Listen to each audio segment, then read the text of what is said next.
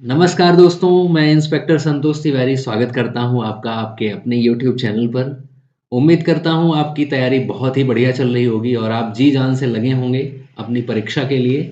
तो last day आपको video नहीं मिली, इसके पीछे वजह ये थी कि मैं सोच रहा था एक ऐसा वीडियो बनाया जाए जिसमें पूरा परसेंटेज कवर हो जाए, क्योंकि परसेंटेज की पहले ही 3 क्लास हो चुकी हैं।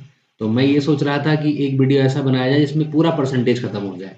और आने वाले वीडियोस भी आपके ऐसे ही होंगे कि मैं कोशिश करूंगा एक वीडियो में आपका प्रॉफिट लॉस, एक ही वीडियो में डिस्काउंट, ऐसे साधारण ब्याज, चक्रवृद्धि ब्याज, सारा एक ही वीडियो में कवर हो जाए, ताकि आप इसको रिवाइज भी अच्छे से कर पाएँ और जल्दी से जल्दी आपका सिलेबस भी खत्म हो जाए। और अगर हमारे पास समय बचेगा तो आपका प्रैक्टिस भी मैं करवाऊंगा। तो प्रीवियस 3 वीडियो जो नहीं देखे हैं वो आप देख लीजिएगा। उसके बाद जो है, ये इकलौता एक ऐसा वीडियो होगा जिससे आप सारा परसेंटेज कवर कर पाएंगे। तो चलिए शुरू करते हैं। तो मैंने आपको पहले ही बता रखा है कि परसेंटेज के लिए आपको कुछ परसेंटेज के फ्रैक्शंस पता होंगे तो आप क्वेश्चंस जल्दी से कर पाएंगे। तो चलिए मैं आपसे कुछ इंपॉर्टेंट ही पूछ लेता हूँ, उम्मीद करता हूँ आपको याद होंगे, तो आप बताइएगा जल्दी से। चलिए मुझे बताइए, 33 सही 1/3 का फ्रैक्शन कितना होता है? बोलो, जहां भी बैठे हैं आप बोलिए। देखिए, अब कोई कसर आपको नहीं छोड़नी है। न्यू ईयर आ रहा है कल से, तो आपको एडवांस में नए वर्ष की हार्दिक शुभकामनाएं। तो आप संकल्प अपना ही लीजिए कि इस साल में आपको 2024 में नौकरी ले ही लेनी है, किसी भी कीमत पर, और वैकेंसी आपके सामने बहुत बड़ी है ही है। तो बिल्कुल लगे रहिए, एकदम मेहनत, एक मिनट भी आपको अपना खराब नहीं करना है। चलिए बताइए जल्दी से, 33 सही 1/3 का फ्रैक्शन कितना होता है? 1/3। मैं इंपॉर्टेंट इंपॉर्टेंट ही पूछता हूँ। 16 सही 2/3 का बताओ। बोलो भैया, कितना होता है? 1/6। 14 सही 2/7 का बोलो। 1/7। 12 सही 1/2 का बोलो। 1/8। रैंडम बताओ, ये बताओ। 37 सही 1/2 का बताओ। बोलो। 3/8। 7 सही 1/7 का बोलो। 1/14। 83 सही 1/3 का बोलो। 5/6। 57 सही 1/7 का बोलो। 4/7। फिलहाल मैं ये मान के चल रहा हूँ आपको सारे फ्रैक्शंस याद हो गए होंगे। और मैंने जो आपको बोला था कि छोटी छोटी चीज़ें जैसे पहाड़ा, स्क्वायर्स, ये आप याद कर लेंगे तो कैलकुलेशन में मदद मिलेगी। तो चलिए शुरू करते हैं आगे। तो आपके सामने पहला सवाल है, एक विद्यार्थी को 26% अंक प्राप्त हुए और वह 72 अंकों से फेल हो गया। यदि पास होने के लिए न्यूनतम अंक 35% हो तो पूर्णांक ज्ञात कीजिए। तो पहले मैं आपको इसका कॉन्सेप्ट बताता हूँ, फिर हम सवाल करेंगे। आपके सामने इसके 2-3 सवाल होंगे और हर टाइप का मैं ऐसे रखा हूँ कि 2-3 सवाल रखेंगे, 4 सवाल, और आपका टाइप खत्म हो जाएगा। ऐसे पूरा परसेंटेज हम आज खत्म कर लेंगे। तो अच्छा, पहले इसका कॉन्सेप्ट क्या होता है कि आपने देखा होगा, आप तो एग्ज़ाम देते ही आ रहे हैं। तो एग्ज़ाम में क्या होता है कि आप मान लेते हैं ये एक लाइन है। जैसे आपने कबड्डी खेली होगी, तो कबड्डी में क्या होता है, बीच में एक लाइन बना दी जाती है। इधर कुछ लोग होते हैं, इधर कुछ लोग होते हैं, और यहाँ पे आते हैं। और यहाँ पे जब जाते हैं खेलने के लिए तो छू के इनको आना होता है पुनः इस लाइन तक। तो मान लेते हैं ये पास होने वाली लाइन है। अगर आप इस लाइन तक पहुंचते हैं तभी आप पास होंगे। सपोज करिए एक बंदा है, एक कोई स्टूडेंट है, वो यहाँ तक पहुंच जाता है। इधर से, जब इधर से ये इधर वाली इसकी साइड है, यहाँ पे गया पढ़ाते हुए और वापस लौटना था, लेकिन यहाँ तक, इस लाइन तक नहीं पहुंच पाया, यहीं रह गया वो। तो क्या आप बताओ, वो पास होगा? नहीं। सपोज करो पास होने के लिए मान लेते हैं 40% अंक चाहिए और वो ले आ पाया केवल 39%। क्या आप बताओ वो पास होगा? बिल्कुल नहीं होगा। मान लेते हैं कि वो 39.9% अंक ले आया, क्या वह पास होगा? नहीं होगा। यानी अगर उसको पास होना है तो एग्जैक्ट 40% अंक उसके चाहिए। अगर 40% से कम है तो वो क्या हो जाएगा? फेल हो जाएगा। सपोज करिए, इस बात को और मैं क्लियरिफाई करूं, कि पास होने के लिए न्यूनतम 40% अंक थे, एक को 39% अंक मिला तो वो लाइन तक नहीं पहुंच पाया। एक कोई दूसरा बंदा है, उसको जो है मान लेते हैं कि मिल गया 45%। तो आप बताओ, क्या वह इस लाइन को क्रॉस कर जाएगा? क्योंकि पास करने के लिए तो 40 ही चाहिए थे, उसको तो ज़्यादा मिल गए। कितने ज़्यादा मिल गए? 5%। तो ये क्या करेगा, इस लाइन को 5% से आगे पार कर जाएगा। और ये जो 39% वाला था, ये कितने प्रतिशत से पीछे रह जाएगा? 1%। यानी अगर हम इन दोनों बंदों की, ये जो दोनों विद्यार्थी हैं, इनसे कंपैरिजन इसका करें तो ये कहेंगे ये 39 मिला था, ये 45 मिला था, तो इन दोनों के बीच गैप कितने का आ गया? तो आप कहेंगे 1% ये पीछे रह गया था और 5% ये आगे चला गया, तो गैप कितने का हो गया? 6%। या हम यहीं से सीधे निकाल सकते हैं कि दोनों के नंबरों में जो गैप है वो 6% का है। तो ऐसे क्वेश्चंस में यही कॉन्सेप्ट है कि बीच में एक लाइन है पास होने वाली, अगर कोई उससे कम प्राप्त करेगा तो वो उतने अंक से पीछे रह जाएगा, अगर कोई ज़्यादा प्राप्त कर लेगा तो वो उस लाइन से उतने परसेंटेज से आगे निकल जाएगा। अब सवाल को जरा देखते हैं फिर से। सवाल क्या है कि एक विद्यार्थी को 26% अंक प्राप्त हुए और वह 72 अंकों से फेल हो गया। यदि पास होने के लिए न्यूनतम अंक कितने चाहिए? 35%। तो पूर्णांक ज्ञात करो। और पूर्णांक आप बताओ कितना होता है हमेशा? पूर्णांक अपने आप में 100% होता है। चाहे आप हाई स्कूल का एग्जाम दे रहे हो, चाहे इंटर का, चाहे ग्रेजुएशन का, कोई भी हो, नंबर कुछ भी हो सकते हैं, लेकिन जो पूर्णांक अपने आप में होगा वो 100% होगा। कॉन्सेप्ट में मैंने बताया है कि कोई भी चीज होगी चाहे जितनी बड़ी हो, हम उसको 100% ही मान के चलेंगे।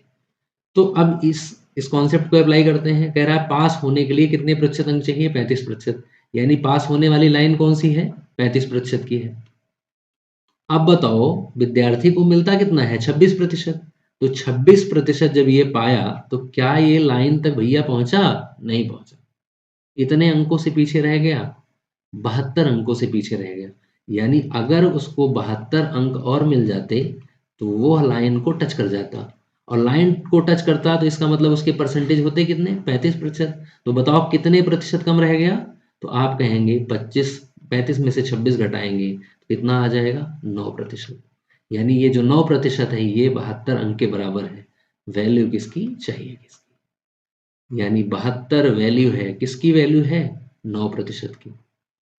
और पूर्णांक होता कितना है? 100% की वैल्यू निकाल लीजिए। 9 अठे 72, 8 गुणे 100 बराबर 800। यही इस सवाल का उत्तर।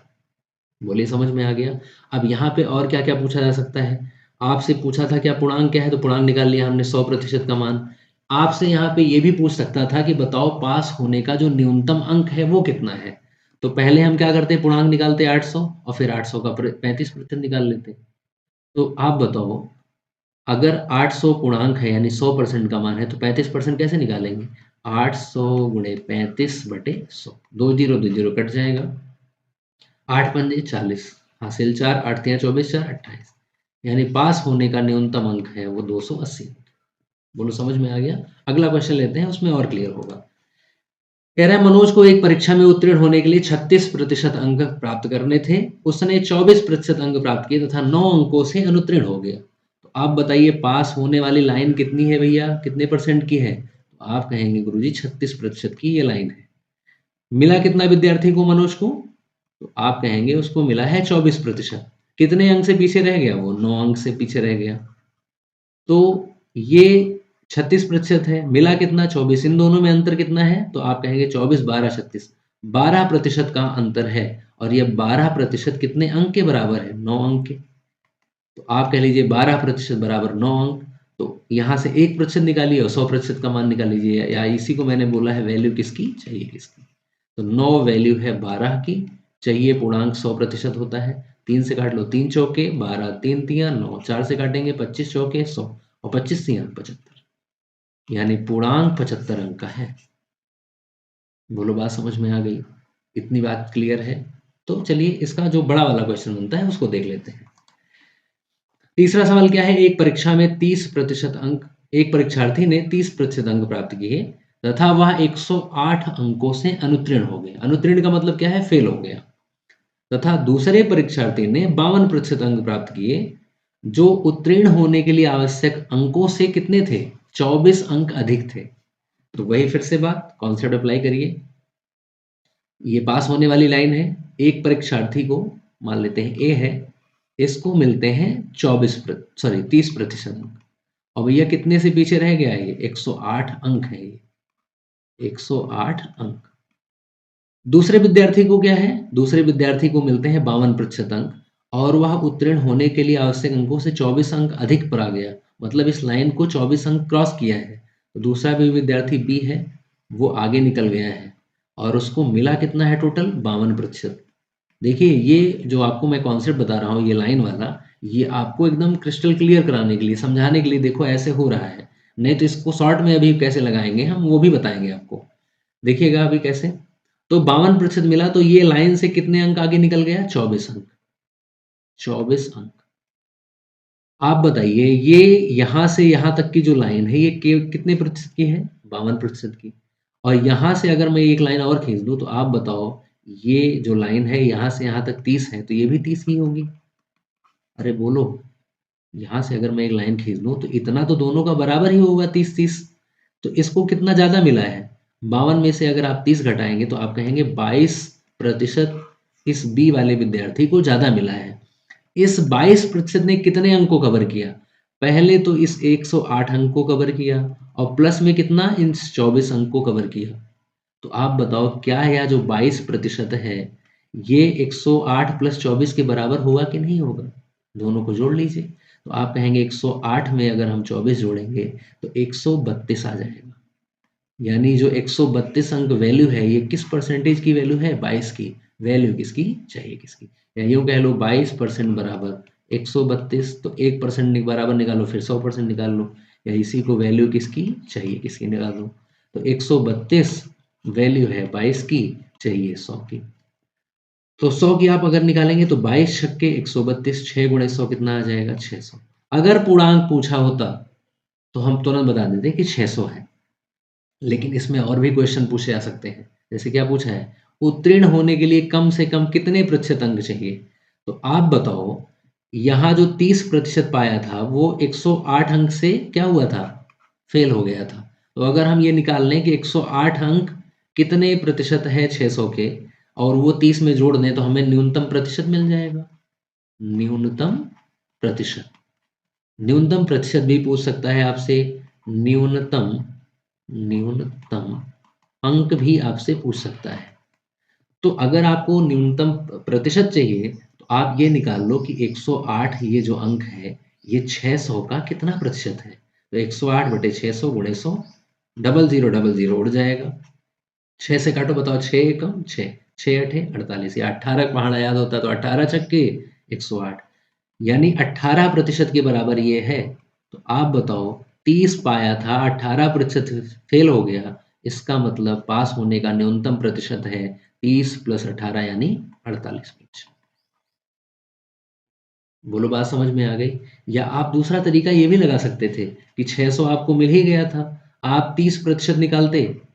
600 का 30% कितना है? तो आप निकालते 180 अंक, और 180 में 108 जोड़ देते, कितना आ जाता? 288। फिर 288 600 का कितना परसेंट है? डायरेक्ट निकल जाता 48%।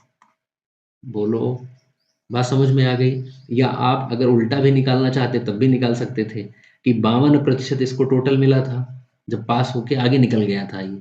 तो हम ये निकाल लेते कि ये जो 24 अंक आगे निकला है, ये कितना प्रतिशत है 600 का?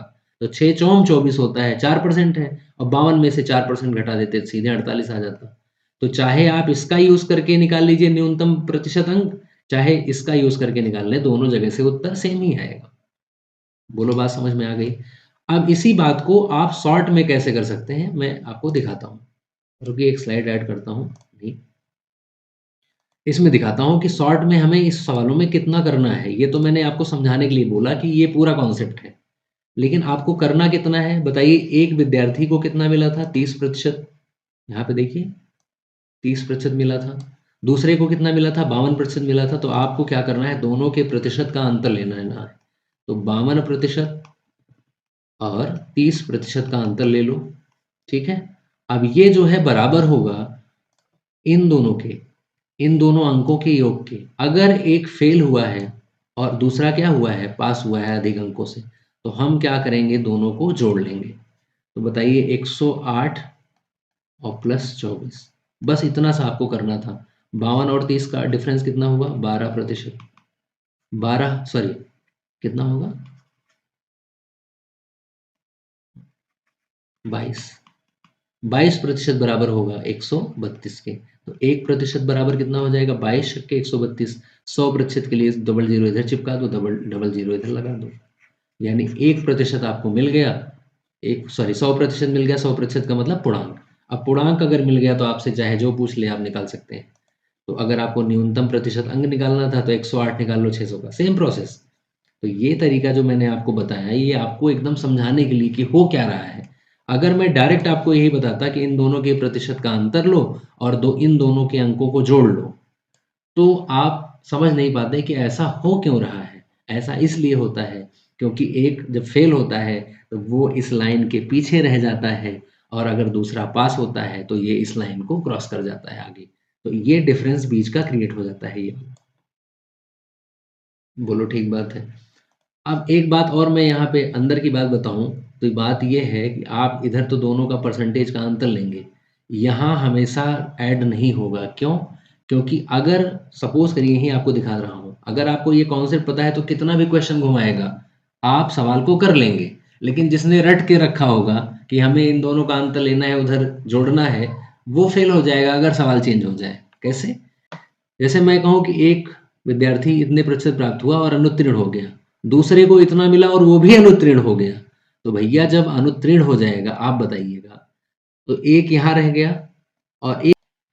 चलिए एग्जाम्पल लेके देख लेते हैं। जैसे मैं कहूँ कि एक विद्यार्थी है, वो क्या करता है, 25% अंक प्राप्त करता है और वह 20 अंकों से फेल हो जाता है। ठीक बात है। और एक दूसरा विद्यार्थी है, वो 32% अंक प्राप्त करता है और 6 अंकों से फेल हो जाता है। ठीक है। तो अब आप बताओ, क्या आप इन दोनों का परसेंटेज का अंतर लेके इन दोनों को जोड़ के बराबर कर देंगे? क्या सवाल अब सही होगा? नहीं। आप जरा इसको सवाल से कॉन्सेप्ट, मेरे कॉन्सेप्ट समझिए। अब ये पास होने वाली लाइन है, कोई भी इस बार पास नहीं हो रहा है। एक बंदा ए है, वो उसको कितने मिले? 25 मिले, तो वो 20 अंकों से पीछे रह गया, यानी इतना दूर है वो। दूसरा विद्यार्थी है, वो बी है, उसको मिलते हैं 32%, तो वो कुछ करीब तो पहुंचा, लेकिन पास नहीं हुआ। और पास नहीं हुआ तो फेल कितने से हो गया? 6 अंक से। आप बताइए, इस बार तो दोनों का परसेंटेज का अंतर इधर तो लोगे, क्योंकि यहाँ तक तो 25% दोनों का सेम है। अंतर कितने का है? 32 माइनस 25 यानी 7% का। लेकिन इस बार ये दोनों अंक आपस में जुड़ेंगे नहीं, क्या होंगे? घट जाएंगे। आप बताओ, यहाँ से आप ध्यान से देखो तो ये 20 अंक हैं और ये कितने हैं? 6। यानी इस बार दोनों में अंतर, कितने अंकों का अंतर लेना होगा? क्योंकि यहाँ पे ये 6 है, तो ये इतना कितना होगा? आप कहेंगे 20 माइनस 6, यानी 14% का अंतर होगा भैया। तो 7% बराबर 14, तो 1% बराबर कितना? 7 दूने 14। और पूर्णांक होता है 100%, 100% बराबर कितना आ जाता है? 200। तो क्या करते हैं, अमूमन बच्चों को यही बताया जाता है ये वाला, कि आप ऐसे सवालों में क्या करो, दोनों के परसेंटेज का अंतर लो और दोनों के अंकों को जोड़ दो। लेकिन ये पूरी बात नहीं है। अगर क्वेश्चन बदल दिया तो आप बस जैसे ही दोनों को जोड़ेंगे, इधर तो अंतर ले लेंगे आप, 32 माइनस 25 यानी 7, इधर जोड़ेंगे 20 से 26, फिर कटना कटेगा भी नहीं, क्योंकि गलत कर रहे हैं आप। बोलो बात समझ में आ गई? तो आप इस बात का ध्यान रखिएगा कि ये तभी लगाओगे जब एक फेल होगा और दूसरा पास हो जाएगा। दोनों फेल हो गए या दोनों पास हो गए तो अंतर तो लिया जाएगा, लेकिन फिर अंक क्या होंगे? घट जाएंगे। इन दोनों को माइनस करना हो। बोलो बात समझ में आ गई? चलिए आगे बढ़ते हैं। अगले टाइप पे पहुंचते हैं। सवाल है कि 432 रुपए का 20/3% कितना होगा? अब मैंने आपको फ्रैक्शन से याद करवा रखा है। अब 20/3 दिखा, मैंने कहा भैया सवाल पूछने का तरीका वो कुछ भी कर सकते हैं। 20/3 का मतलब क्या होता है? 6 सही 2/3। और याद करो, क्या मैंने आपको इसका फ्रैक्शन याद करवाया था कि नहीं करवाया था? तो 6 सही 2/3 का मतलब होता है 1/15। तो मैंने कहा था कि जब भी किसी संख्या का परसेंटेज निकालना होगा, उसके फ्रैक्शन से गुणा करवा दो। तो 432 गुणा 1/15, सॉल्व कर लो। 15 दूने 30, 30 हो जाएगा, 13 हो जाएगा, 13 और 32 हो जाएगा, 132, 15 अट्ठे 120, 15 नवैया 135। तो 8 बार जाएगा 120 और 12 बचेगा, 15 अट्ठे 120, यानी 28.8 इस सवाल का उत्तर। बोलो ठीक बात है। अगला सवाल। सवाल है 1260 का 100/3% प्लस 755 का 80% कितना होगा? 100/3 का मतलब जल्दी से बताओ, क्या 100/3 ही 33 सही 1/3 होता है? अरे बोलो, पहले ही टाइप में प्रैक्टिस करवाया है, जिन्होंने नहीं देखा है जाके देखिए पहले। तो बताइए, 1260 है, फ्रैक्शन से गुणा कराओ 1/3 प्लस 755, 80% का फ्रैक्शन कितना होता है? 4/5। सॉल्व करो। कैलकुलेशन फास्ट होनी चाहिए आपकी। 3 चौके 12, 3 दूने 6, 420 हो गया। 5 से काटो इसे, 5 एकम 5, 2 बचेगा, 55 25, 5 एकम 5, 151, 15 चौके, अगर 150 होता है तो 15 चौके 60, 600 हो जाता। एक ज़्यादा है तो 4 और ज़्यादा हो जाएगा, 604 हो जाएगा ये। तो 420 और प्लस 604, 1024 इस सवाल का उत्तर। ऐसे ही कैलकुलेशन होनी चाहिए। अब सोचो जिसको फ्रैक्शंस नहीं याद है वो कैसे करेगा? बता चुका हूँ मैं, फिर भी देख लो। 1260 गुणे 100/3 बटे 100 करेगा, जीरो काटेगा, फिर यहाँ जीरो काटेगा, फिर 3, तो काफ़ी टाइम जाएगा आपको। फ्रैक्शंस पता होना चाहिए और कैलकुलेशन थोड़ी फास्ट होनी चाहिए, तभी आप पूरा paper with in time solve कर पाएंगे। वो कैसे होगा? प्रैक्टिस से होगा। तो छोटी छोटी बातें आप करते जाएंगे तो कैलकुलेशन आपकी अपने आप इम्प्रूव हो जाएगी। अगला क्वेश्चन, क्वेश्चन क्या है? क्वेश्चन मार्क का 16% बराबर 0.008 है, तो क्वेश्चन मार्क की जगह पे क्या आएगा? मान लेते हैं के है क्वेश्चन मार्क की जगह। 16% निकालना है तो 16/100 करना होगा। 16/100 और ये बराबर है 0.00। जीरो के बाद, दशमलव के बाद कितने अंक हैं? 3 अंक हैं। अगर हम इसको फ्रैक्शन में बनाएं तो हम इसे क्या 8/1000 लिख सकते हैं कि नहीं? अब यही आपको देखना है कि कैसे हम करें ताकि जल्दी सॉल्व हो जाए ये। जितना आप दिमाग लगा पाएंगे कि सॉल्व कैसे करना है, तभी आपका क्वेश्चन जल्दी लगेगा। तो आप बताओ, क्या हम 2 जीरो से 2 जीरो उड़ा सकते हैं? बिल्कुल। 8 से 16 को काट सकते हैं, 8 दूनी 16 हो जाएगा। और अगर आप इससे 2 को इधर भेजेंगे तो के बराबर हो जाएगा 1/10। महीनों अभी 10 बचा हुआ है यहाँ, 2 से भी गुणा हो जाएगा तो 10 दूने 20 हो जाएगा।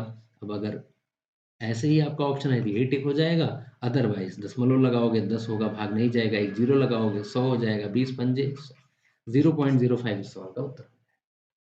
बोलो ठीक बात है। आगे बढ़, तो चलिए अगला सवाल देखते हैं। Question number 7। क्वेश्चन नंबर 7 का क्या कहता है कि यदि 500 का x प्रतिशत बराबर है 300 के y प्रतिशत के, तो x अनुपाते y का मान बताइए। तो देखिए, परसेंटेज इधर भी है, परसेंटेज इधर भी है, तो सीधे काट देंगे।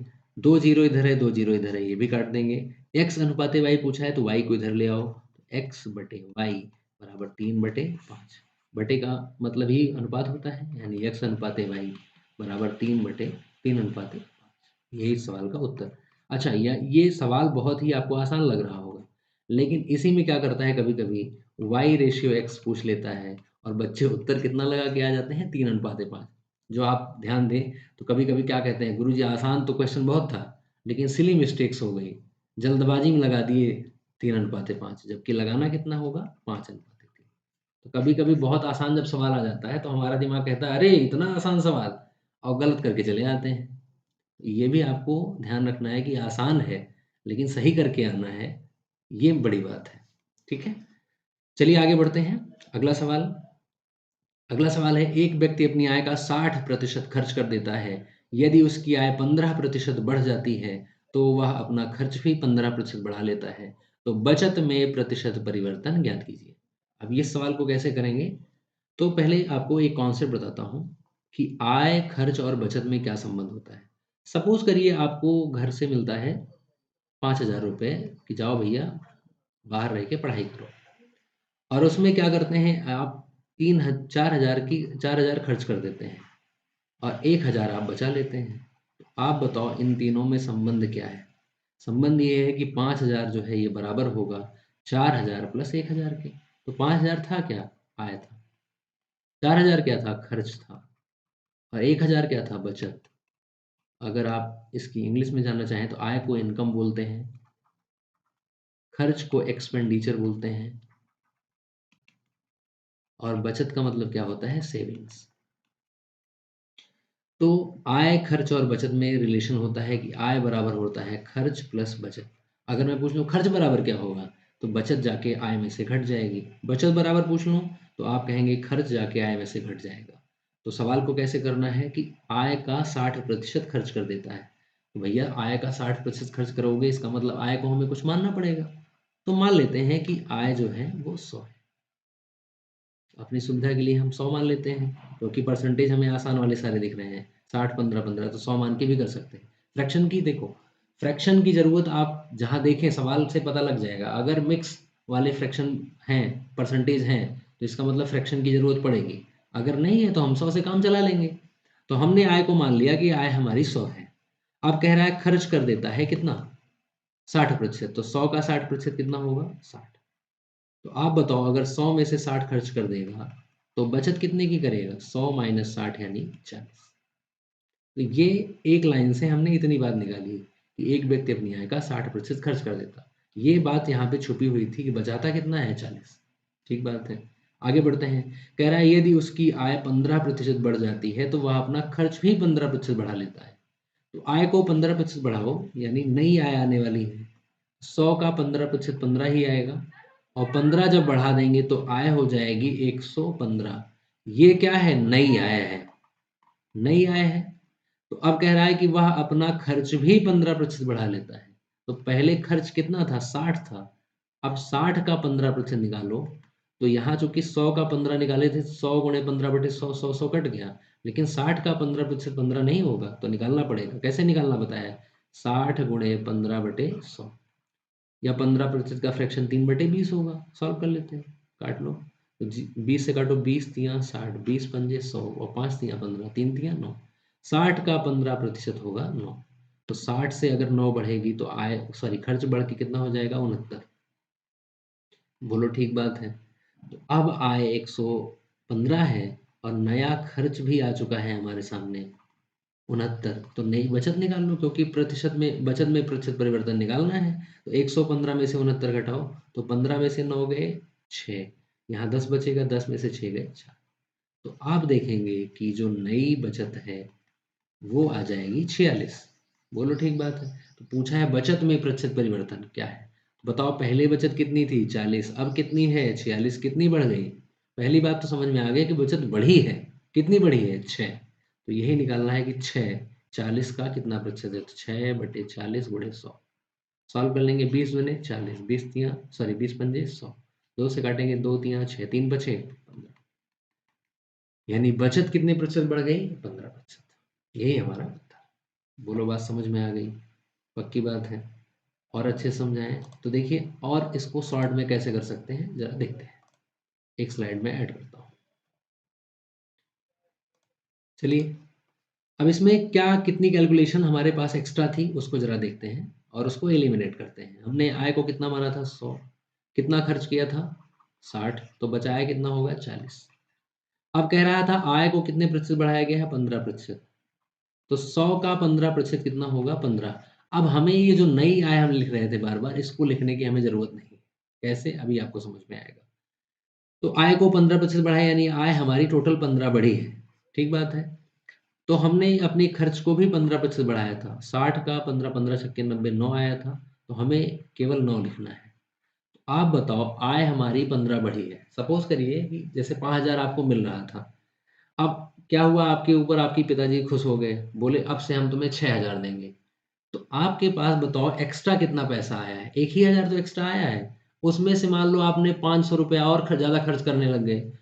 तो आप बताओ, अगर आपका आय 1,000 बढ़ा था और आपने एक्स्ट्रा 5,000 खर्च करना शुरू कर दिया है, सॉरी 500 करना शुरू कर दिया है, तो बचाया तो 500 ही होगा। यानी जितना बढ़ा है आपको मतलब बस उतने से ही है।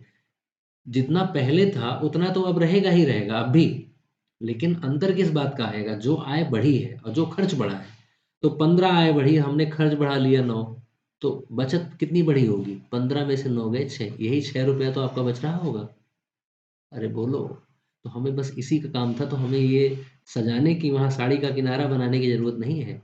बस यही निकालना है कि ये जो 6 है, ये 40 का कितना प्रतिशत है। तो 6 बटे 40 गुणे 100। सॉल्व कर लेंगे। 20 दूने 40, 20 तियां 60, 3 गलत कर दिया क्या? 6 बटे 40 गुणे 100। तो 20 दूने 40, 20 पंजे 100, और 2 तियां 6, 3 पचे। बोलो ठीक बात है। समझ में आ गया?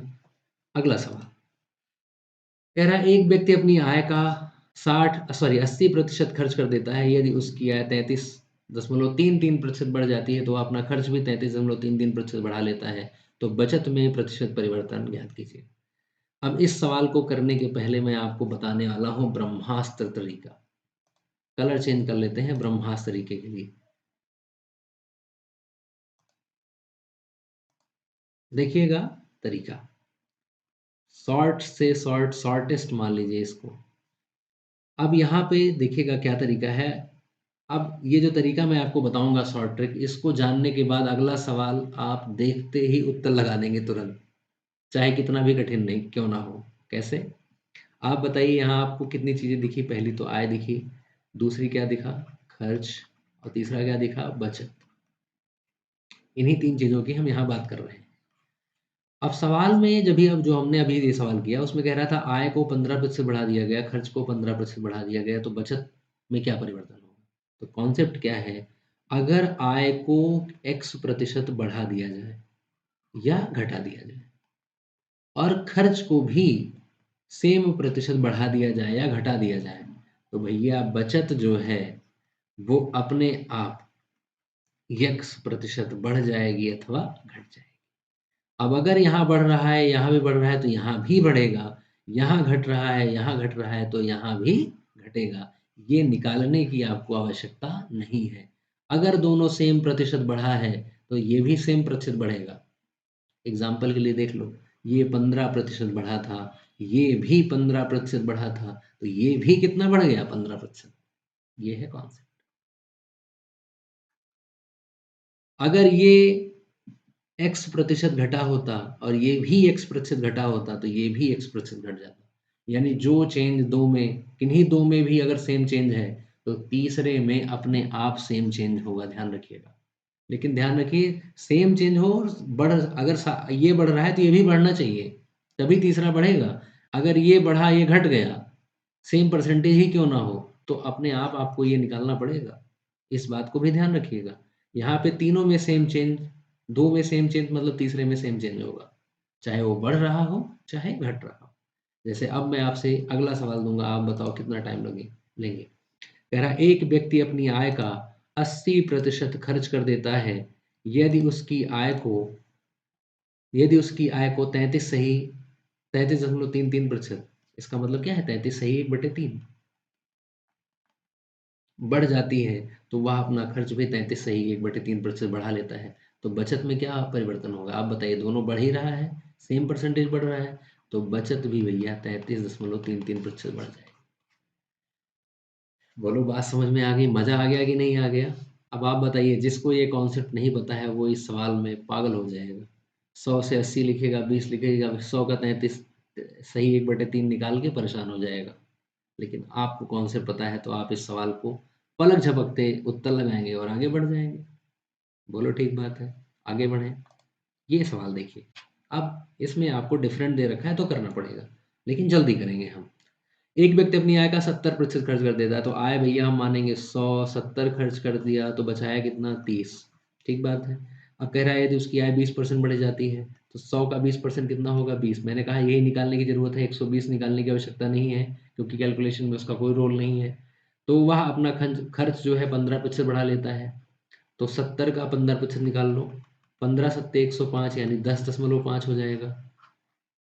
तो 20 हमारी आय बढ़ी है, जिसमें से हमने 10.5 खर्च कर दिया। अगर ये 10 होता तो 10 आ जाता, लेकिन यहाँ पे है 10.5, मतलब आधा कम करना होगा, यानी हमारी जो बचत है वो 9.5 बढ़ेगी। किससे? 30 से। गुणे में 100, एक जीरो से एक जीरो उड़ जाएगा, 95/3% हमारी जो बचत है वो बढ़ जाएगी। सॉल्व कर लेंगे तो 3 तिया 9, 3 एकम 3, 31 तिया 93, आपको पता ही होगा। 31 से ही 2/3% हमारी बचत बढ़ जाएगी। बोलो, ठीक बात है? आगे बढ़ें, जल्दी जल्दी करते हैं थोड़ा, ताकि आज खत्म हो जाए पूरा आपका। कह रहा है एक व्यक्ति अपनी आय का 80% खर्च कर देता है। बताइए फटाफट, जल्दी से सॉल्व करिए मेरे साथ ही। 180 खर्च कर दिया तो बचाओ, बचाया कितना होगा? 20। उसकी आय 20% बढ़ जाती है, तो 20 बड़ी होगी। 15% 15 8 120 यानी 12। 20 में से अगर 12 खर्च कर दिया है तो बचाया कितना होगा? एक्स्ट्रा 8। किससे? 20 से। गुणे में 100, 20 पंजे 100, 8 पंजे 40। अरे बोलो, समझ में आ रहा है? पक्की बात है? चलिए आगे बढ़ते हैं। ये टाइप भी आपका खत्म। नहीं, अभी एक सवाल और है।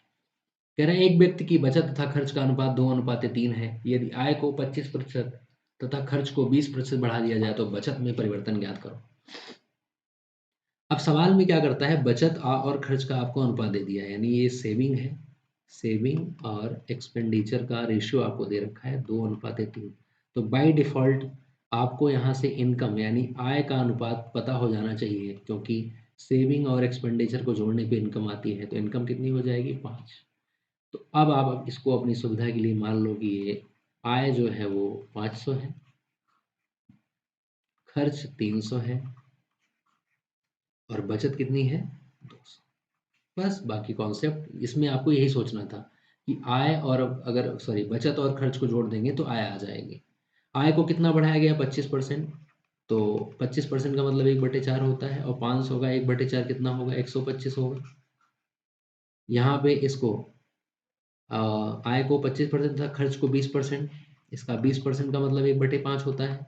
तो 300 का 1/5 निकालो, 5 36 यानी 60 होता है। बोलो ठीक बात है। तो अब हमारी आय बढ़ी थी 125, खर्च बढ़ा है 60, तो बचा हुआ बढ़ेगा हमारी बचत। तो 125 में से 60 घटाओगे तो कितना आएगा 65, इससे 200 से गुणे में 100, 2 जीरो उड़ गया, 65 का आधा। बोलो 65 का आधा कितना होगा 32 दूने 64 होता है 32.5, यानी बचत हमारी 32.5% बढ़ जाएगी।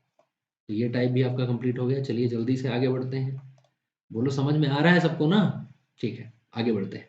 किसी भिन्न के अंश में 15% की वृद्धि करने तथा हर में 8% की कमी करने पर जो भिन्न है वो हो जाती है 15/16। तो बताओ वास्तव में मूल भिन्न कितनी थी? जल्दी से देखते हैं सॉल्यूशन। दो तरीके यहाँ भी बताऊंगा आपको। कह रहा है भिन्न के अंश में 15% की वृद्धि हो गई तथा हर में कितनी 8% की कमी हो गई। तो आप मान लो कि हमारी जो मूल भिन्न है, मूल भिन्न आप उसे a/b मान सकते हैं। ठीक बात है। अब कह रहा है अंश में 15% की वृद्धि हो गई है, तो नई भिन्न कैसे आएगी? अगर हम अंश में इसका a का 15% जोड़ दें और हर में b है जो कि इसका माइनस कर दें क्योंकि कमी हुई, माइनस b का 8%, तो ये बराबर हो जाएगी 15/16। सॉल्व करना है आपको इसी को और बस a/b का जो मान होगा वही आपका उत्तर हो जाएगा। सॉल्व करते हैं जल्दी से। a प्लस a का 15%, a गुणे 15/100 करोगे 5 से कट जाएगा तो 3 पचे 15 और 20 पंजे 100, ये हो जाएगा 3a/20। ऐसे थोड़ा तो शॉर्ट में करना पड़ेगा आपको, नहीं तो कैलकुलेशन बहुत ज़्यादा हो जाएगी। 8/100 करोगे 4 से कटेगा, 4 दूने 8, 25 चौके 100, यानी 2b/25 हो जाएगी। एक सेकेंड, हाँ तो सॉल्व करते हैं। देखिए बराबर हो जाएगा ये किसके, बराबर हो जाएगा 15/16। अब यहाँ पे एलसीएम ले लीजिए तो 20a प्लस ए 3a कितना हो जाएगा, इधर लिखते हैं 23a/20। यहाँ पे सॉल्व करो तो 25b में से 2b घटाओगे कितना आ जाएगा 23b/25। तो आप देख रहे हैं 23 से 23 उड़ जाएगा, ये बराबर है 15/16। सॉल्व कर लेते हैं तो a/20 है, b/25 है तो पलट जाएगा a/20। आप जानते हैं कोई भिन्न जब ऊपर जाती है तो उल्टी हो जाती है, यानी पलट जाती है। तो 25/b हो जाएगा बराबर 15/16। काट लो 5 से, 5 25, 5 चौके 20, 4 चौके 16, 5 तियां 15, यानी a/b का मान आ गया 3/4। यही आपसे पूछा था कि मूल्य भिन्न कितनी होगी। बोलो बात समझ में आ गई? तो ये तो तरीका हो गया आपका कि आपने निकाल लिया ए और बी मान के। दूसरा तरीका क्या हो सकता है, एक स्लाइड में ऐड करता हूँ और उसमें आपको समझाता हूँ। चलिए देखते हैं दूसरा तरीका क्या होगा। और दूसरा तरीका आपको समझ में आ गया हो गया कि फ्रैक्शन वाला होगा। कह रहा है अंश में कितना 15%। लिख लो अंश 15%, 15% को फ्रैक्शन बना लो तो 15/100 करोगे तो 5 या 15, 20 पंजे 100, 20/3 हो जाएगा। वृद्धि कर रहे हैं यानी प्लस लग जाएगा। हर में 8% की कमी हुई है, यहाँ माइनस कर प्लस कर लेते हैं, यहाँ माइनस 8% का फ्रैक्शन 8/100 करोगे, 4 से काटोगे, 4 दूने 8, 25 चौके 100, वृद्धि हो रही है तो माइनस। अब क्या करना है आपको, अंश को मान लेना है कि अंश हमारा 20 था और वृद्धि के लिए हो रहा है तो मैंने कहा था हर में अंश को जोड़ देना है। तो भैया अंश की अगर हम बात करें तो अंश हमारा पहले 20 था, वृद्धि हुई भी 15% की तो 3 बढ़ जाएगा, अंश कितना हो जाएगा 23। हर की अगर हम बात करें तो हर को अगर हम मान लें कि हर हमारा 25 था तो 2 घट जाएगा, तो 25 से 2 घटेगा कितना हो जाएगा 23। अब ये हमारा प्रारंभिक अंश है और ये प्रारंभिक हर है। अगर यहाँ हम बटे लगा दें तो ये अंश बटे हर हमारी ये मूल भिन्न आ जाएगी। इधर जो आएगा ये होगा मूल भिन्न। ये हमारा बाद वाला अंश है और ये बाद वाला हर है। अगर यहाँ हम बटे लगा दें तो ये बाद वाली यानी वर्तमान भिन्न आ जाएगी। वर्तमान भिन्न। बोलो बात समझ में आई? अब क्या करना है आपको? वैल्यू किसकी चाहिए, किसकी? सवाल में आप ध्यान से देखें तो आपको कह रहा है कि जब आप चेंजेस कर दोगे तो आपको वर्तमान भिन्न मिलेगी 15/16, यानी वैल्यू मिल गई आपको कितनी? 15/16। वैल्यू है 15/16। किसकी वैल्यू है? वर्तमान भिन्न की। तो 23/23 कट जाएगा यानी 1 की वैल्यू हो जाएगी। और चाहिए किसकी? 20/25 की। बस इतना आपको सॉल्व करना है। तो 15/16, 15/16 गुणे 20/25। सॉल्व करें इसे अगर हम तो 5 से काट लें, 5 चौके 20, 5 25, 5 तियां 15, 4 चौके 16, 3/4। बोलो खत्म हो गया। तो दूसरा तरीका ये वाला है। आपको x/y या a/b मानने की जरूरत नहीं है। चलिए अगला सवाल एक और देखते हैं, उसमें आपको और क्लियर होगा। कह रहा किसी भिन्न के अंश को 16.66 यानी 16.2/3% तथा हर को 25% बढ़ा दिया जाता है तो नई भिन्न हो जाती है 3/4। तो मूल भिन्न का मान पूछा है। तो अंश की अगर हम बात करें भैया, अंश हो रहा है 16/2/3 बढ़ रहा है। तो 16/2/3 का फ्रैक्शन बोलो 1/6। बढ़ रहा है तो प्लस का चिन्ह। हर को क्या कह रहा है? 25% बढ़ा दिया जाता है। तो 25% का फ्रैक्शन बोलो 1/4। बढ़ रहा है तो प्लस का चिन्ह। तो मान लो कि पहले वाली जो भिन्न थी उसका अंश था 6, बढ़ के एक कितना हो गया? 7। अब हर की अगर हम बात करें तो हर को मान लो पहले 4 था, एक बढ़ जाएगा तो 4 से एक बढ़ के कितना हो जाएगा? 5। बोलो ठीक बात है। ये मूल भिन्न है, ये बाद वाली भिन्न है यानी वर्तमान भिन्न है। वैल्यू किसकी चाहिए, किसकी? बताओ। वैल्यू है 3/4। किसकी वैल्यू है? 7/5 की। पूछा है वर्तमान भिन्न का मान बताओ। 6/4 की वैल्यू आपको चाहिए। सॉल्व कर लो। तो 3/4 ये ऊपर जाएगी पलट जाएगी 5/7 गुणे 6/4। सॉल्व कर लो तो 2 से कट जाएगा। 2 दूने 4, 2 तियां 6। क्या कुछ और कटेगा? नहीं कटेगा। तो गुणा करवा लो। 5 तियां 15, 15 तियां 45, अपॉन में 7 चौके 28, 28 दूने 56, 45/56 इस सवाल का उत्तर। बोलो बात समझ में आ गई? पक्की बात है। आगे बढ़ा जाए। ये टाइप्स भी समझ में आ गया आपको। चलिए आगे बढ़ते हैं। अगला सवाल। अगला सवाल है किसी शहर की जनसंख्या प्रतिवर्ष 10% बढ़ जाती है। यदि शहर की वर्तमान जनसंख्या 40,000 है तो 2 वर्ष बाद शहर की जनसंख्या क्या होगी? तो आप किसी भी शहर में रहते ही होंगे, तो वहाँ की जनसंख्या आपको दे रखा है कि 40,000 है और हर साल जनसंख्या 10% बढ़ जाती है। तो 2 साल बाद जनसंख्या क्या होगी? तो इसका सबसे बेसिक तरीका हो सकता है वो क्या होगा कि भैया आज हमारी जो जनसंख्या है वो 40,000 है और हर साल कितनी बढ़ रही है? 10%। 2 साल बढ़ाना है। तो अगर हम पहले साल की बात करें तो पहले साल में कितनी बढ़ेगी? तो पहले साल में 40,000 का 10% बढ़ेगी। और 40,000 का 10% मैंने बताया कैसे निकालेंगे? 10% का फ्रैक्शन होता है 1/10। एक जीरो कट जाएगा।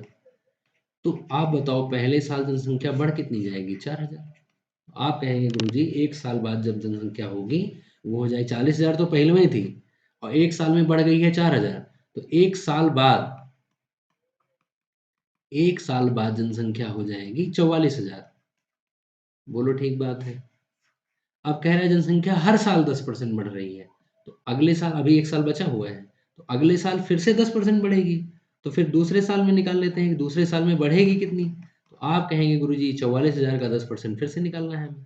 तो 44,000 गुणे 10 यानी 1/10। जीरो से जीरो कट जाएगा। तो यानी दूसरे साल जनसंख्या हमारी बढ़ेगी 4400 और 44,000 पहले में है 4400 और बढ़ जाएगी। तो 2 वर्ष पश्चात जनसंख्या हो जाएगी 44,000 में 4400 जोड़ो 44,48,400। ये हो जाएगा आपका उत्तर। अब यहाँ पे कुछ बच्चे जल्दबाजी में क्या करेंगे गुरुजी 1 साल में दो बढ़ रही है, दो 1 साल में 10% बढ़ रही है तो 2 साल में 20%। और वो यहीं पे डायरेक्ट वो निकाल लेंगे 40,000 का 20%। तो भैया हर साल बढ़ने का मतलब क्या है कि 1 साल जब जनसंख्या 4,000 बढ़ेगी तो दूसरे साल के लिए जनसंख्या आपकी 44,000 हो जाएगी और फिर दूसरे साल 44,000 का बढ़ेगी, ना कि पहले साल का 10% बढ़ेगी। जनसंख्या कैसे बढ़ती है? इस साल जो भी जनसंख्या है उसमें मान लो इस साल कुछ 5,000 या 10,000 बढ़ा और दूसरे साल में कहूँ फिर से इसका 10% बढ़ेगी, तो एक साल के बाद जो जनसंख्या आ रही है उसका 10% बढ़ेगी, ना कि पहले वाले का। तो आपको तुरंत समझ में आ गया होगा कि गुरुजी तब तो यहाँ हम सक्सेसिव मेथड लगा सकते हैं, और सक्सेसिव मेथड अगर लगा सकते हैं तो सवाल तो बहुत आसान हो जाएगा। कैसे? चलिए देखते हैं सेकंड मेथड, और इसी से आपको करना है सवालों। जनसंख्या वाला कहीं भी सवाल दिखे तो कौन सा मेथड? Successive method.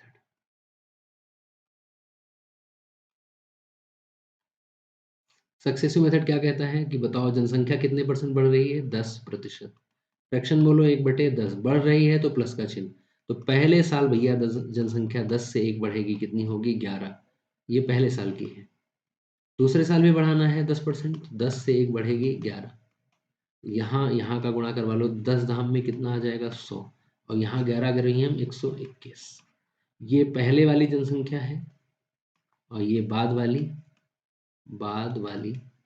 तो आपको दे रखा है कि वर्तमान जनसंख्या कितनी है? 40,000। तो 40,000 वैल्यू है, किसकी वैल्यू है? 100 की। चाहिए किसकी? 121 की। डबल जीरो उड़ गया। 121 चौके 484, और 2 जीरो है, 2 जीरो यहाँ लग जाएगा। 48,400 इस सवाल का। लो बात समझ में आ गई। तो आपको जनसंख्या वाला कोई भी क्वेश्चन हो तो आपको कौन से मेथड से करना है? सक्सेसिव मेथड से।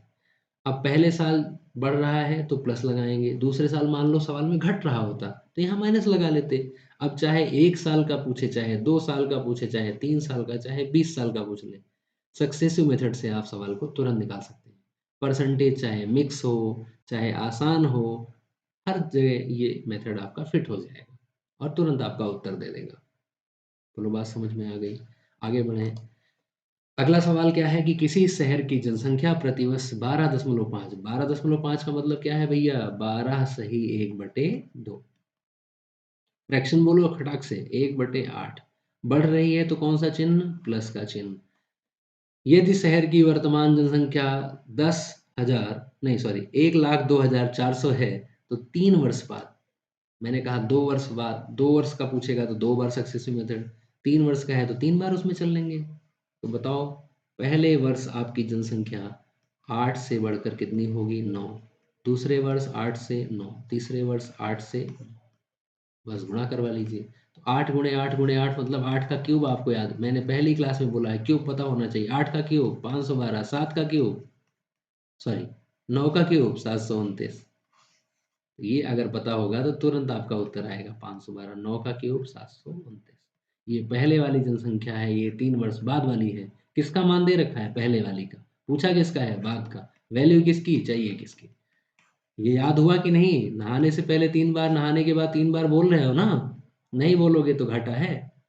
चलिए, तो आपको दे रखा है 1,02,400, वैल्यू है 512 की, चाहिए 729 की। 512 दूने 1,024, और 729 में 2 से गुणा कराएंगे तो 7 दूने 14, 29 दूने 58, 1458। 2 जीरो चिपक जाएगा, यानी 1,45,800 हो जाएगी। कितने साल बाद? 3 साल। बोलो ठीक बात है, सक्सेसिव मेथड समझ में आ रहा है। अब इसीलिए मैंने पहली क्लास से बोल रहा हूँ कि भैया स्क्वायर और क्यूब याद करो। अगर नहीं याद कर रहे हो तो लापरवाही है, और लापरवाही है तो फिर आप समझते हैं खतरा है, डेंजर। चलिए आगे बढ़ते हैं। ये बताइए, जनसंख्या वाला क्वेश्चन आपको समझ में आ गया? हमें लगता है इतने में समझ में आ गया होगा। अब अगर एक साल बढ़ रहा है तो हम बढ़ने वाला लगा देंगे, प्लस साइन लगाएंगे। दूसरे साल घट रहा होगा तो माइनस लगाएंगे। तीसरे साल फिर बढ़ रहा होगा तो प्लस लगा लेंगे, और सक्सेसिव मेथड हर जगह लग जाएगा। मुझे लगता है इतने क्वेश्चन सफिशियंट है। ठीक है, बाकी प्रैक्टिस तो आपको करनी है ढेर सारी। अगला सवाल, किसी आयत की लंबाई को 12% तथा चौड़ाई को 8% बढ़ा दिया जाता है, क्षेत्रफल में क्या परिवर्तन होगा? मैं इसका टाइप पहले ही पढ़ा चुका हूँ, लेकिन सवाल आ गया है तो चलिए कर लेते हैं। क्या फार्मूला बताया था? +-L% +-B% +-L×B/100%। रख लेते हैं लंबाई को 12% तथा चौड़ाई दोनों बढ़ाया गया है, तो दोनों जगह प्लस का साइन। 12 + 8, 12 × 8/100। सॉल्व कर लो। 12 8 20, 12 8 96/100 करेंगे तो 0.96 आ जाएगा, बराबर कितना हो जाएगा? 20 + 20.96% आपका क्षेत्रफल बढ़ जाएगा। चलिए आगे बढ़ते हैं, थोड़ा जल्दी कर लेते हैं। इसी एक सवाल और भी आ गया है, 25% बढ़ाया गया, चौड़ाई को इतना बढ़ाया गया, क्षेत्रफल में क्या प्रतिशत परिवर्तन होगा? तो बताओ भैया, 25% का फ्रैक्शन, इसको फ्रैक्शन से कर लेंगे क्योंकि मिक्स फ्रैक्शन आ गया है इसमें। जिनको नहीं पता है ये टाइप मैं सेपरेट करवा चुका हूँ पार्ट 2 या पार्ट 3 में। 25% का फ्रैक्शन 1/4 बढ़ाया है, प्लस का साइन 14.28। अब यहाँ देखो ध्यान से, इसको देख के आपको ध्यान आना चाहिए कि ये इसका मतलब होता है 14 से 2/7। तो 14 सही 2/7 का फ्रैक्शन बोलो 1/7, ये भी बढ़ रहा है तो प्लस का साइन। तो लंबाई भैया 4 से 1 बढ़ेगी, कितनी हो जाएगी 5। चौड़ाई 7 से 1 बढ़ेगी, कितनी हो जाएगी 8। ये लंबाई है, ये चौड़ाई है। आयत का क्षेत्रफल लंबाई गुणे चौड़ाई होता है, यहाँ भी लंबाई गुणे चौड़ाई करना है। लेकिन मैंने आपको एक बात और बताई थी कि अगर इधर का अंक इधर से कट रहा हो तो काट भी सकते हो। देखो कट रहा है, 4 एकम 4, 4 दूने 8। यहाँ आप देखें ध्यान से 7 बचा हुआ है, यहाँ 5 दूने 10 बचा हुआ है। यानी पहले क्षेत्रफल यानी एरिया 7 था, जब हमने ये बढ़ोतरी वगैरह की तो कितना हो गया 10 हो गया। कितना बढ़ गया 3। किससे बढ़ गया 7 से। 3/7 गुणे 100 या 1/7 आप जानते हैं 14 से ही 2/7 होता है। तो 3 से इसमें इसी में गुणा करवा दो। तो 14 तियाँ 42 और 2 तियाँ 6, 42 सही 6/7 आएगा। आप सॉल्व करके भी देख सकते हैं। बोलो बात समझ में आ गई? कैलकुलेशन स्ट्रॉन्ग करिए, कैलकुलेशन करते रहिए धड़ाधड़। अगला सवाल, किसी घन की भुजा को 10% घटा दिया जाता है तो उसके आयतन में, इसको भी कर लेते हैं फटाफट फटाफट। बताइए 10% का फ्रैक्शन क्या होता है? 1/10। घन की भुजा है ये और आयतन पूछा है। घन का आयतन क्या होता है? भुजा का क्यूब। यानी 3 बार ये मेथड लगाना होगा। घटाया जा रहा है तो माइनस, तो 10 से 1 घटाएंगे तो कितना हो जाएगा 9। अब चाहे तो आप डायरेक्ट क्यूब लगा लो क्योंकि घन का आयतन होता है भुजा का क्यूब। 10 का क्यूब 1000, 9 का क्यूब 729। तो बताओ पहले आयतन कितना था 1000, अब कितना हो गया है 729। कितना घट गया? घटा लो इसमें से। तो आप कहेंगे अगर यहाँ पे 71 जोड़ दें तो 800 हो जाएगा, यानी 271 घट गया है। किससे घट गया भैया? 1000 से। और गुणे में कितना 100, डबल जीरो डबल जीरो उड़ा दो, 10 से भाग लगाओगे दाहिने साइड से एक अंक बाद दशमलव लग जाएगा, यानी आयतन जो है 27.1% घट जाएगा। बोलो ठीक बात है, आगे बढ़ा जाए। अगला सवाल, आगे बढ़ते हैं। मैं सोच रहा हूँ कि आज ही आपका ये ख़त्म हो जाए कि जो है वीडियो में, और छोटा वीडियो बने, इसीलिए थोड़ा तेज़ चल रहे हैं। तो आप चाहें तो स्पीड को थोड़ा स्लो कर लीजिएगा यूट्यूब पे। फिलहाल उतना भी तेज़ नहीं है, इतना तेज़ आप हैंडल कर सकते हैं। अगला सवाल क्या है, किसी चुनाव में एक उम्मीदवार को 42% मत प्राप्त हुए और वह 8,000 वोट से चुनाव हार जाता है, तो कुल उम्मीदवारों की संख्या ज्ञात कीजिए। अब पहले कॉन्सेप्ट समझते हैं फिर सवाल करते हैं। तो मैंने कहा जब भी हम प्रतिशत की बात कर रहे होंगे वो टोटल कितने होंगे 100। इसी को हम कुल मत बोलते हैं, कुल मत, या इसी को हम बोलते हैं मतदाता सूची। कुल मत कह लीजिए या कह लीजिए मतदाता सूची में कितने मत होते हैं? टोटल 100 होते हैं। अब आप जानते हैं कि अगर चुनाव हो रहा है तो उसमें एक ही उम्मीदवार जीतता है, बाकी क्या होते हैं? हारते हैं। अगर 2 उम्मीदवार हैं तो एक जीतेगा, एक हार जाएगा। और अगर एक से अधिक हैं तो केवल एक जीतेगा, बाकी सारे हार जाएंगे। जनरली क्या होता है, आपके एग्जाम में 2 उम्मीदवार वाले सवाल पूछे जाते हैं, लेकिन 2 पूछे, 3 पूछे, 10 पूछे, अगर जितने ज़्यादा उम्मीदवार होंगे उतना ही क्वेश्चन आसान हो जाएगा। तो कैसे-कैसे सवाल पूछे जा सकते हैं, चलिए देखते हैं। अब यहाँ पे क्या होगा कि कभी-कभी सवाल में कहेगा कि कुछ मत अवैध हो गए। अवैध का मतलब पहले आपने देखा होगा कि जब वोटिंग होती थी तो मुहर मारी जाती थी। तो कुछ लोग सही से मुहर नहीं लगाते थे, वो बीचों-बीच में लगा देते थे। जैसे 2 लोग उनके घर आ गए, भैया हमको भी देना वोट, वो कह रहे हैं भैया हमको भी देना वोट। तो वो क्या करता था बंदा, जाके बीचों-बीच में लगा देता कि आधा तुम ले जाओ, आधा हम ले जाएँगे, इनको दे रहे हैं। तो क्या होता था जब काउंटिंग होती थी तो भैया ना इनके में जोड़ा जाता था ना उनके में, कहा जाता था कि ये वोट ही इनवैलिड है। तो ध्यान रखिएगा, अगर वोट इनवैलिड हो जाएंगे कुछ भी, जैसे मान लो 20 वोट अनवैलिड हो गए, इनवैलिड हो गए, तो हम क्या करेंगे, हार जीत में उनका फिर उनकी गणना नहीं की जाएगी। तो 100 में से 20 वोट को हटा दिया जाएगा तो बचेंगे कितने? 80। फिर हार जीत का फैसला इन्हीं वोटों से होगा, हार या जीत। ध्यान रखिएगा, हमेशा हार और जीत वैलिड जो वोट होते हैं, यानी जो वैध मत होते हैं, उन्हीं से हार जीत का फैसला होगा। जो इनवैलिड वोट हो जाएंगे यानी अवैध मत हो जाएंगे, उनको हम हार जीत में काउंट नहीं करेंगे। और टोटल मत कितने होते हैं? 100। बोलो बात समझ में आ गई। अब इसी में और समझते हैं। जैसे मैं कहूँ कि एक चुनाव में एक उम्मीदवार को कुछ मत मिले, तो आप जानते हैं कि टोटल वोट तो 100 होते हैं। अब अगर एक को मान लेते हैं कुछ मत मिले, तो दूसरे को कितने मिलेंगे? 100 माइनस। इसको अगर हम घटा देंगे, सपोज करो इसको मिलते हैं 10, तो दूसरे को कितने मिल रहे होंगे? 100 माइनस 10% यानी 90%। तो ऑटोमेटिकली अगर मैं एक का परसेंटेज दे दूंगा, तो दूसरे का आप कैसे निकाल सकते हैं? 100 में से घटा के। बोलो ठीक बात है। तो चलिए इस सवाल को देख लेते हैं। मैं मिटा देता हूँ इसको, ये आपको समझाने के लिए था।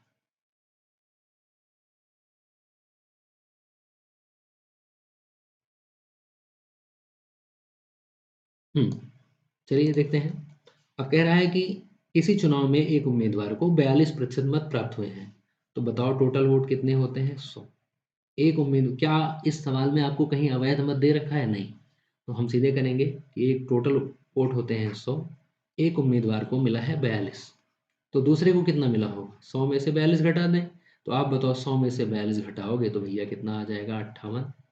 इतनी बेसिक सी कैलकुलेशन तो आपको पता होगा। घटा लो, 10 में से 2 गए 8, 9 में से 4 गए 5। ये पहले उम्मीदवार का है, ये दूसरे उम्मीदवार का है। बोलो ठीक बात है। अच्छा एक बात बताओ, हारता कौन है? जिसको मत कम मिलते हैं, वोट कम मिलते हैं। और जीतता कौन है?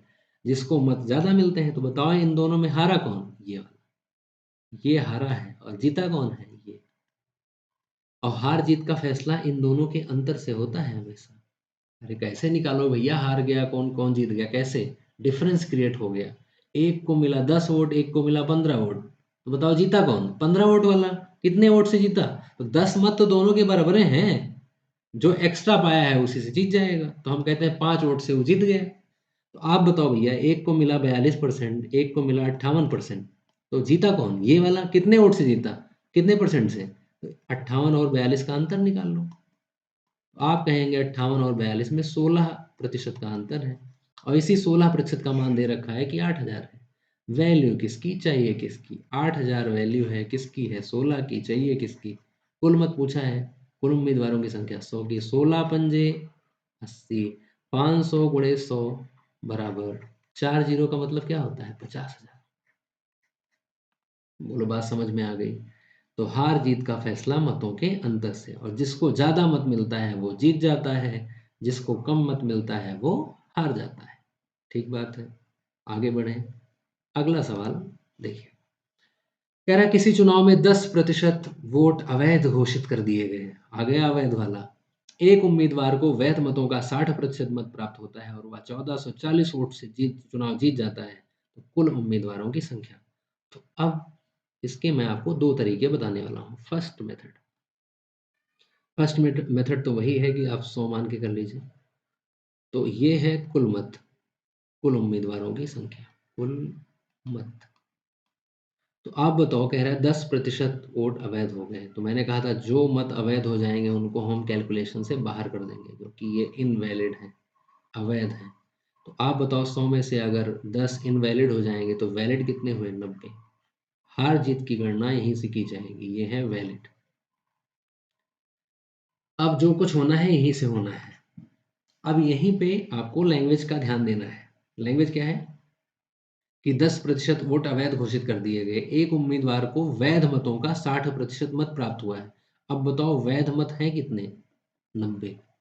और इसका एक उम्मीदवार को मिला है 60%, यानी 90 का एक को मिला है 60%।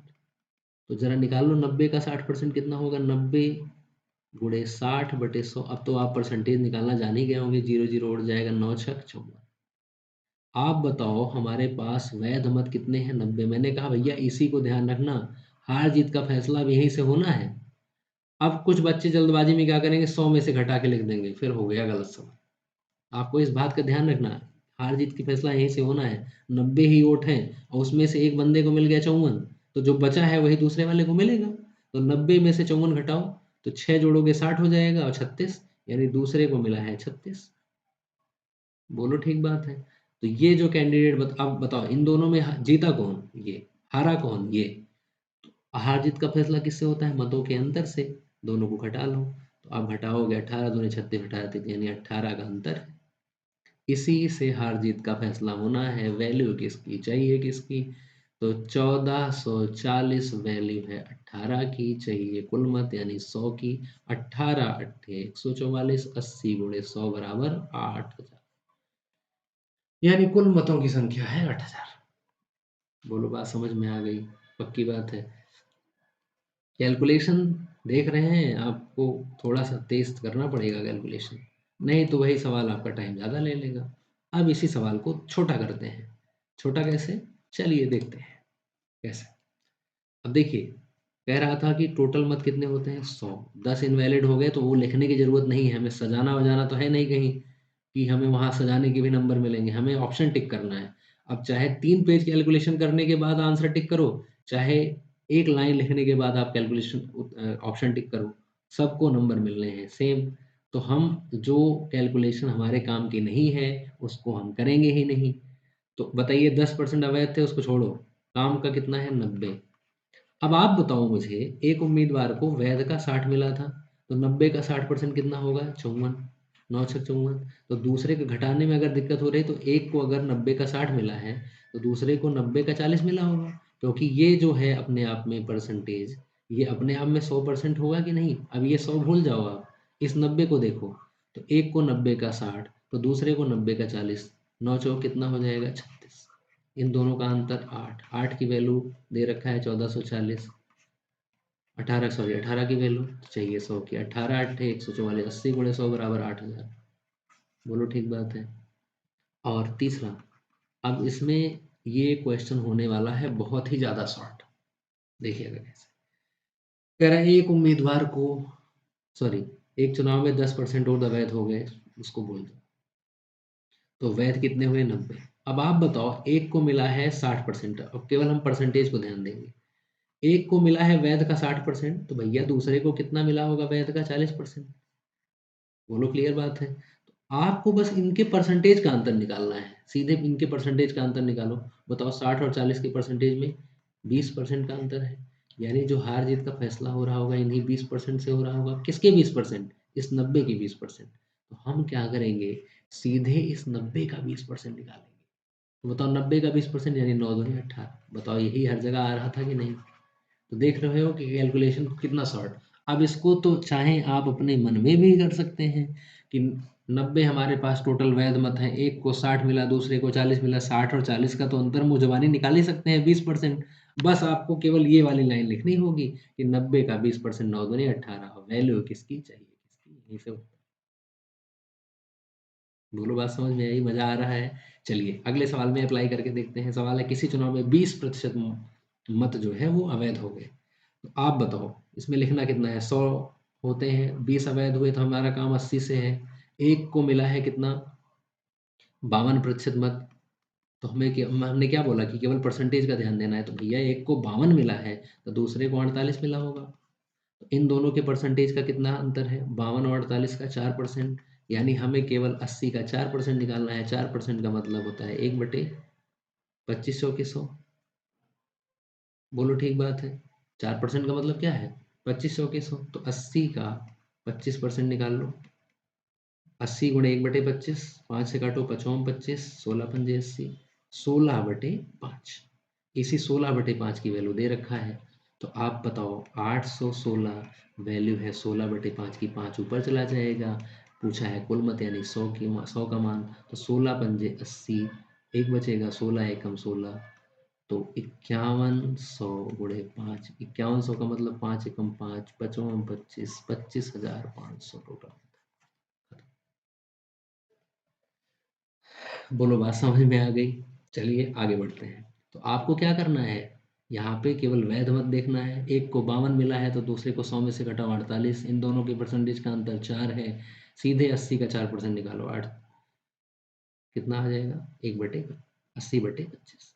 ठीक है, आगे बढ़ते हैं। अब ये सवाल थोड़ा ध्यान से देखिएगा। कह रहा है किसी चुनाव में 15% मत अवैध घोषित कर दी। देखिए, जो क्वेश्चन कठिन होता है वो अपनी लैंग्वेज से होता है।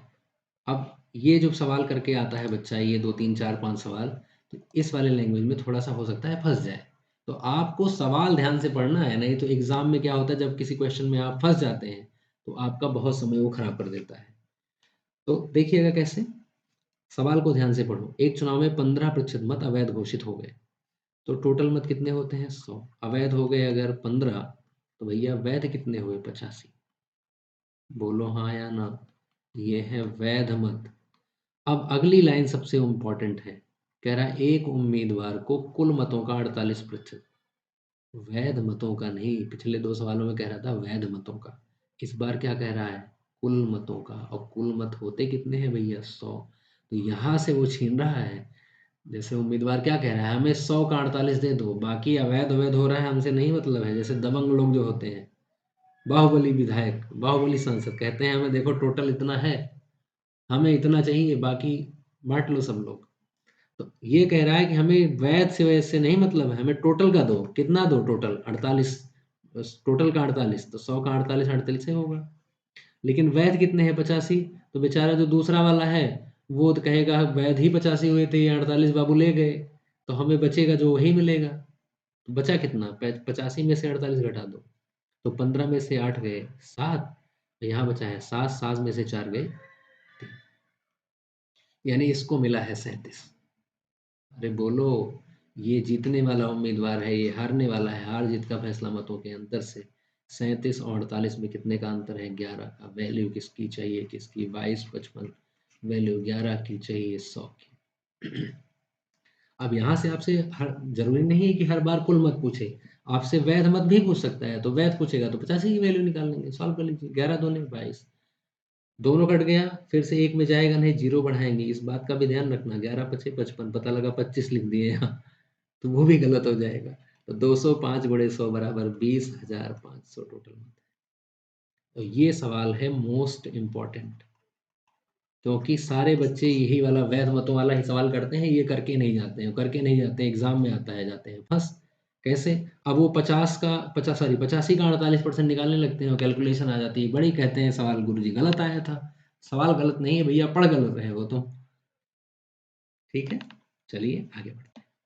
बताओ, चुनाव वाले क्वेश्चन भी समझ में आ गए आपको? पक्की बात है, आगे बढ़ें। चलिए लास्ट टाइम देख लेते हैं, जल्दी से खत्म करते हैं। परसेंटेज आपका एक वीडियो में निपट गया इस बार। अगला सवाल है, एक एग्जाम में विज्ञान में 47% छात्र सफल रहे, गणित में 51% सफल रहे, यदि 42% दोनों में सफल रहे तो दोनों विषयों में कितने प्रतिशत असफल रहे? आप बताओ। जो कुल विद्यार्थी होते हैं वो होते हैं 100। तो ये रही भैया आपकी कक्षा। इसका जो मान है इसमें 100% विद्यार्थी हैं। ये सवाल कहलाते हैं वेन डायग्राम वाले।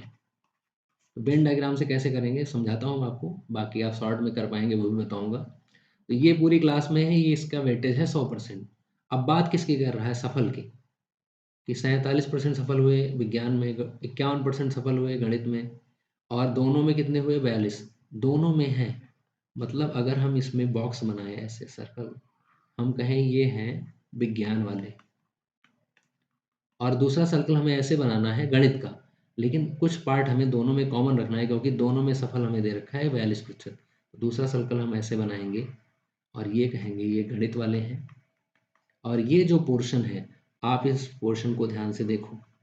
तो आप इस पोर्शन को ध्यान से जब देखेंगे तो ये इस सर्कल में भी आ रहा है और इस सर्कल में भी आ रहा है, तो ये दिखाएगा कि दोनों वाले। जब भी आपको ऐसा सवाल दिखे तो सबसे पहले आपको फिल करना है दोनों वालों का। तो दोनों में कितने हैं? 42%। अरे बोलो, दोनों में कितने हैं? 42%। अब आ जाओ इंडिविजुअल में। कह रहा है सफल है विज्ञान में 47%। अब विज्ञान वाले गोले को देखो, तो विज्ञान में टोटल रखना है 47%।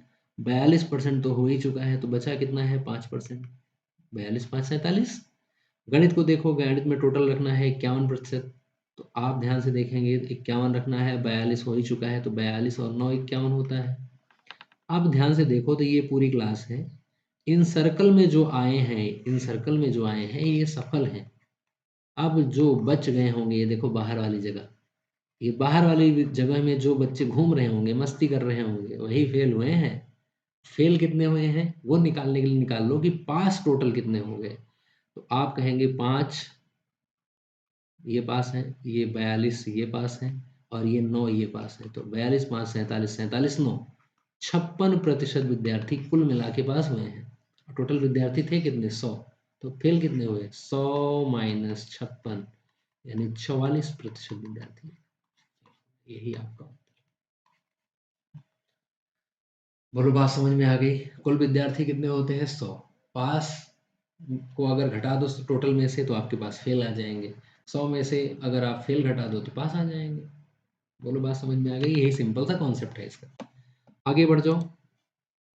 एक परीक्षा में 48% विद्यार्थी इतिहास में, जबकि 56% विद्यार्थी इसमें मैथ्स में असफल हो गए। यदि दोनों में 32% असफल रहे तो कितने विद्यार्थी पास हुए हैं? सेम सवाल है। बताओ टोटल। अब जब आप समझ गए हैं तो सर्कल कैसे भी बना लीजिए। बताओ दोनों में सबसे पहले कौन सा लिखना है? दोनों वाला। 32% दोनों का, ये पास होने वालों का है। इतिहास में ये इतिहास का मान लेते हैं और ये मैथ्स का यानी गणित का है। तो 32 हो ही चुके हैं, टोटल 48 होने हैं, तो बचा कितना? 32 16 48 होता है। गणित में टोटल कितना रखना है? 56। 32 हो ही चुका है, 32 4 36 20 56 यानी 24%। तो देख लो टोटल पास कितने हुए। 16 प्लस 32 प्लस 24, तो 16 32 कितना हो जाएगा? 48 48 4 52 52 20 72% टोटल क्या है? फेल होने वाले हैं ना ये। इस बार फेल होने वाले दे रखा है, पास पूछा है। तो 100 में से 72 घटा दो भैया। 100 में से 72 घटाओगे इतना आ जाएगा 28%। तो चाहे पास देके फेल पूछे, चाहे फेल देके पास पूछे, दोनों ही आप निकाल सकते हैं धड़ाधड़। बोलो बात समझ में आ गई। चलिए परसेंटेज का एक लास्ट क्वेश्चन कर लेते हैं। लास्ट नहीं, शायद सेकंड लास्ट है ये। चलिए देखते हैं। एक व्यक्ति है अपनी मासिक आय का 24% घरेलू खर्च पर, 16%। यहाँ आसान टाइप है, ये जल्दी से कर लेते हैं और खत्म करते हैं खेल। मैंने कोशिश किया है कि आपका 1 डेढ़ घंटे में आपका पूरा परसेंटेज कवर करवा दूं। ठीक है, बाकी आप प्रीवियस 3 वीडियो देख लीजिएगा, लगभग 1 1 घंटे की है वो और ये मिला के लगभग आपका परसेंटेज कवर हो जाएगा। फिर जब समय मिलेगा तो मैं आपको क्या करूँगा, प्रैक्टिस करवा दूंगा, तो आपका जो चीज़ें बची हैं वो उसमें कवर हो जाएंगी। चलिए शुरू करते हैं। मासिक आय का 24% घरेलू खर्च पर। तो आप बताओ, व्यक्ति की जो टोटल आय होती है वो 100 होती है। अब खर्चा करने पे जुट गया। कितना खर्च किया भैया? 24% खर्च कर दिया। कहाँ पे? घरेलू खर्च पर। उसके बाद कितना खर्च किया? 16% मनोरंजन पे। कितना? उसके बाद 12% पढ़ने पर खर्च किया है और बाकी क्या किया? बचा लिया है। तो ये उसकी आय थी, ये उसने खर्च किया है। देख लो टोटल कितना खर्च किया। 24 और 16 कितना होता है? 40। और 40 में 12 जोड़ेंगे कितना आ जाएगा? 52। तो भैया कुल खर्च आ गया उसका 52। अरे बोलो। तो आय है 100, कुल खर्च किया 52, तो बचाया कितना होगा? बचत किया है 100 माइनस 52 यानी 48 की। ये है बचत और इसी की वैल्यू दे रखा है 3288। तो 3288 वैल्यू है 48 की, चाहिए 100 की। सॉल्व कर लो। 4 से तो कट ही जाएगा, 4 से कटो, 4 से 12 चौके 48, 4 अठे 32, 4 दूने 8, 4 दूने 8 दो 10 12, 3 से कट जाएगा, 3 से काटो, 3 चौके 12, 3 दूने 6, 3 3 दूने 6, 2 बचेगा, 3 सते 21, 3 चौके 12, 4 से काट लो इसे, तो 4 25 चौके 100, तो 274 गुणे 25। सॉल्व करेंगे, 25 चौके 100 हासिल 10, 25 सत्ते 175, 10 185, 18, 25 दूने 50, 18, 6885। बोलो बात समझ में आ गई? पक्की बात है। तो हम क्या करेंगे, 100 में से अगर उसके कुल खर्च को घटा देंगे। यहाँ पे एक बात का ध्यान रखिएगा, यहाँ पे क्या करता है, वो कह रहा है कि अपनी मासिक आय का, ये मासिक आय में से 24% घरेलू खर्च पर और आय में से ही 16% मनोरंजन पर, आय का ही 12% पढ़ने पर खर्च करता है। तो हम क्या करेंगे, सारे खर्च को जोड़ के 100 से घटा देंगे तो हमारी बचत मिल जाएगी। लेकिन यहीं पे सवाल चेंज भी हो जाता है। तो चलिए एक दो सवाल आपको और करवा देता हूँ। एक सेकेंड। देखिए जैसे ये सवाल, एक सवाल और लेते हैं कि एक व्यक्ति है अपनी आय का 18% यात्रा पर, 22% खाने पर और 15% मनोरंजन पर खर्च करता है। मनोरंजन पर खर्च करता है और बचत करता है 9,000 की बचत है। तो बताओ उसकी आय कितनी होगी? तो बताओ, आय टोटल 100% होती है। और आय का ही खर्च किया है 18%, 22%, 15% जोड़ लो, 18 22 कितना 40 हो जाएगा, 40 15 55, 55 घटाओगे 100 में से कितना आ जाएगा 45%, यानी 9,000 वैल्यू है 45 की, चाहिए 100 की, 45 दूने 90, 200 गुणे 100 बराबर 2,000, सॉरी 20,000, इस सवाल का उत्तर। लेकिन यहीं पे सवाल चेंज हो जाएगा जब वो कहेगा कि शेष आएगा, जैसे मैं लिखता हूँ। ये अंतिम सवाल है आपके लिए, थोड़ा सा आगे का मैं बता देता हूँ, वैसे पूछे जाने की आपके एग्जाम में कम उम्मीद है, या पूछ लेगा भाई तो क्या ही। लिख लेते हैं सवाल। एक व्यक्ति है ए, अपनी आय का 20% भोजन पर खर्च करता है, भोजन पर खर्च करता है, शॉर्ट में लिखते हैं। शेष आय का, शेष आय का 20% किराए पर खर्च करता है, किराए पर खर्च करता है। यदि वह बचत करता है, यदि वह बचत करता है, सॉरी 12,800 की,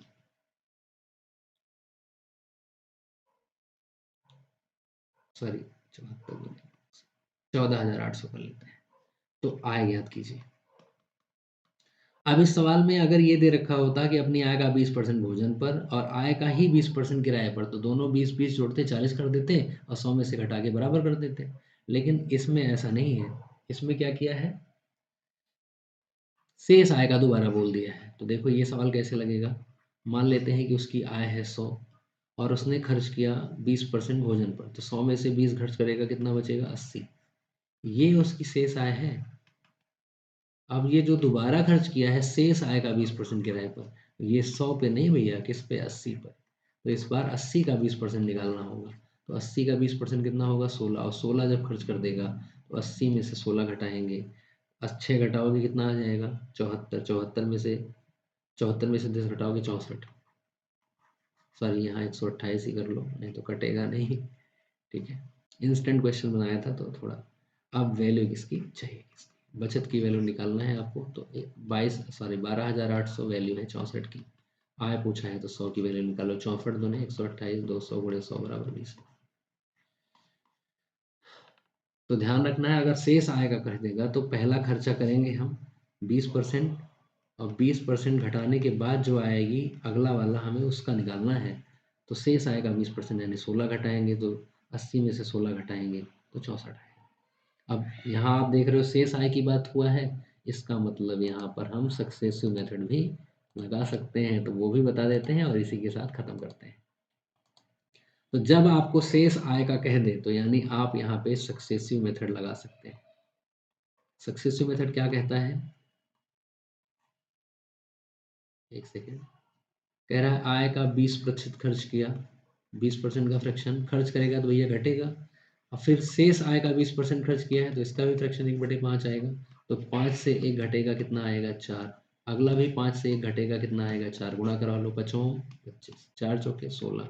अब यहाँ पे आएगा क्या वो ध्यान रखना है, ये जो आएगा भैया ये होगा आपका आय, और ये जो आएगा ये होगा आपका बचत। ठीक है, और आपको अगर खर्च निकालना है तो 25 में से 16 घटा दो, कितना आ जाएगा 16 9 25, ये होगा आपका खर्च।